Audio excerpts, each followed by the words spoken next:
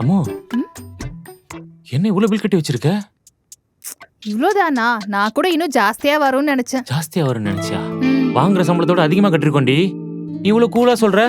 இதுக்குதான் கடைக்கு போய் பால், பருப்பு, காய்கறி இதெல்லாம் வாங்கணும்னு சொல்றது. நீங்க வீட்லயே உக்காந்து உங்க ஆளுங்களோட விளம்பரத்தை மட்டும் பார்த்துட்டே இருந்தா வெளியில நடக்கிற விலைவாசிலாம் உங்களுக்கு எப்படி தெரியும்? ஏண்டி, இதுக்கும் எங்க ஆட்சி தானா? எல்லா ஆட்சியிலும் தான் விலைவாசி ஏறுது. வேணும் எங்க அப்பாட்ட கேட்டு பாரு. இப்படி உங்க அப்பா, உங்க தாத்தா இவங்கெல்லாம் முட்டு கொடுக்கற வரைக்கும் உங்களை யாராலையும் காப்பாத்த முடியாது. ஆமா தாயே, இனிமேல் நானே வெளியில போய் எல்லா விலைவாசியும் தெரிஞ்சுக்கிறேன். போதுமா? அதெல்லாம் நீங்க தெரிஞ்சுக்கோங்க. அதுக்கு முன்னாடி இத பாருங்க. நிக்காம வந்துகிட்டே இருக்கு. ஐயோ, என்னடி இவ்வளவு வந்திருக்கு? நாம பண்ற செலவுல அப்படியே பாதியாக்க எங்க ஆளுங்க போட்ட ஸ்கீம்ஸ் எல்லாம் உங்க ஆளுங்க கேன்சல் பண்ணி அந்த விலைய அப்படியே டபுள் பண்ணிட்டாங்க. அதோட விளைவு தான் இது. இரு, என்னன்னு பாக்குறேன். அப்படி வாங்க வழிக்கு போங்க.